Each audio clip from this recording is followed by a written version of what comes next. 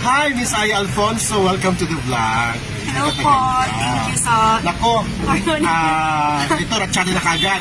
Ikaw yung nag-trending ngayon. Nakasama si Dominic Roque, di ba? Oo, si Dom. Sa picture namin sa page ko.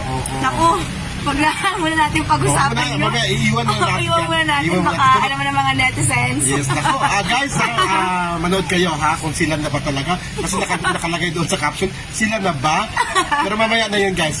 Sino ba si Aya Alfonso? Ayun, si Aya Alfonso ay isang artist, influencer, and businesswoman. Yan, businesswoman. At Viva Max Artist. Viva Max Artist. Ayan. So, panoorin nyo soon yung mga movie na gagawin.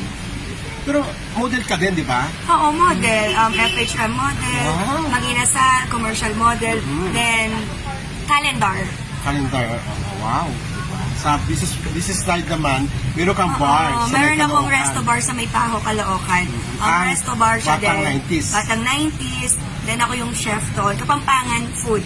Lahat. Ikaw ang chef? Yes. Ako Kasi yung kung naluluto ngayon, wala ka doon. May naturuan ko na yung mga nasa kusina. Ayan.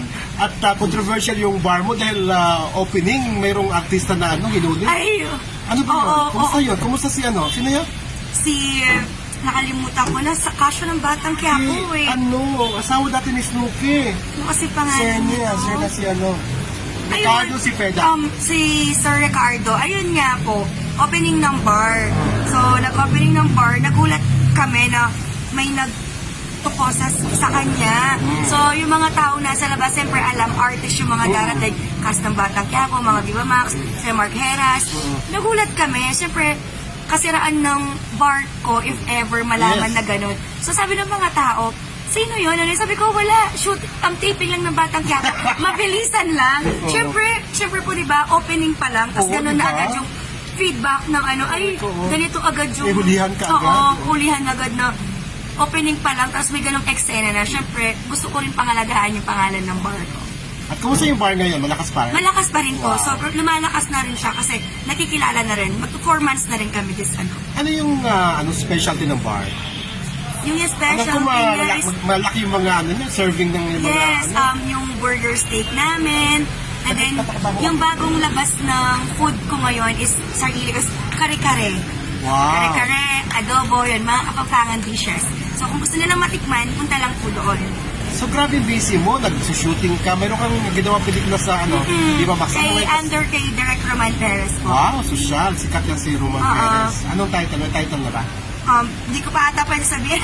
Basta ayun, isang karangalan sa akin na makatrabaho sa Direct Roman. So ito na, balik tayo kay Dominic. Okay, akala mo ha. So bakit may kumakalat na picture, nakasama mo si Dominic at meron pa yata doon, ano ba yung caption doon? Sila na ba? Hindi siya, hindi. It's not me, it's you. Parang ganon. Hindi naman, si Dom kasi nakasama ko siya sa calendar shoot. Ayun na yon. Yun. So, anong calendar to? kalendaryo ng Clean Fuel. Clean Fuel. Kailan lang to? O matagal lang? Nung mga ano-ano lang. Sila pa ni Bea noon? Hindi na? Oo, sila. Ay, Sila. hindi ko sure eh. Kung baka nag-iwalay na sila noon bago ako Kailan ba dumating. senior Eh, yun? joke. Kasi hindi mo pa nilabas yun eh. Hindi pa. Dati. Nilabas mo nung maghiwalay na talaga. Oo. Siyempre, alam mo na, ayoko naman ng issue. Baka, di ba na yung mga tao. Pero kumusta baka- yung shoot? I mean, commercial ba to? TV commercial? Or Hindi, calendar ano lang? siya, calendar ng gasoline station ng Clean Fuel. Wow. So, okay siya Lumabas na ba siya? katrabaho. 2024? Ay, hindi pa. Ah. So, maganda siya katrabaho. Okay siya, si Dom. Mabango. Doon sa base, doon sa picture namin, di ba, inaayos niya yung damit ko kasi naka-ano lang ako noon eh, naka-nipple tape lang. Oh my So, God. okay siya, mabait siya. Wala naman ako masabi sa kanya, tsaka magaling siya makisama. Ayun po.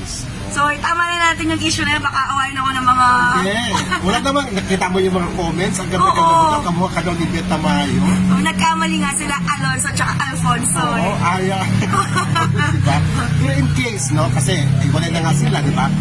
In case kung kinuha ba ni Dominic yung number mo? O yung Facebook mo? Ha? Confidential. Pero assuming nga, di ba, kasi nandiyan na, Oo. magsama na kayo, di ba? Assuming na tatawagan ka at Aya, mag-dinner tayo or something. Why not? Diba? But friends lang naman. At nakatrabaho ko na din naman siya.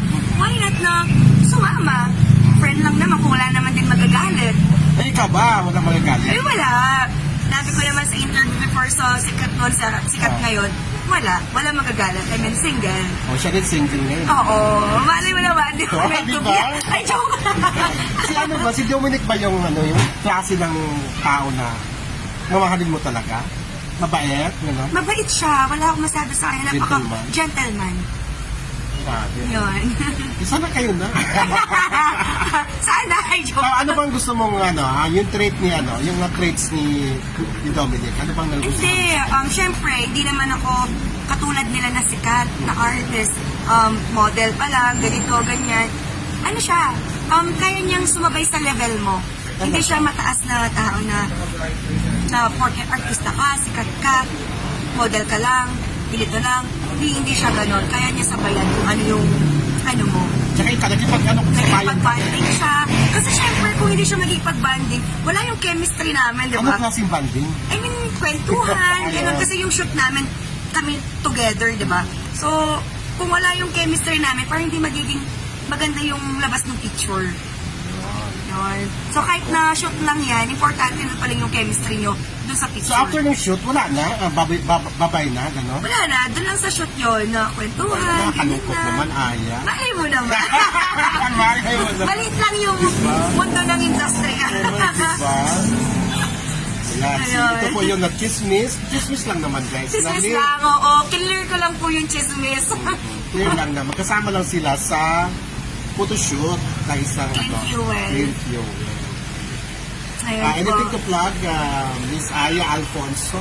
Ayun, i-support nila yung Batang 90s sa May Paho, Caloocan.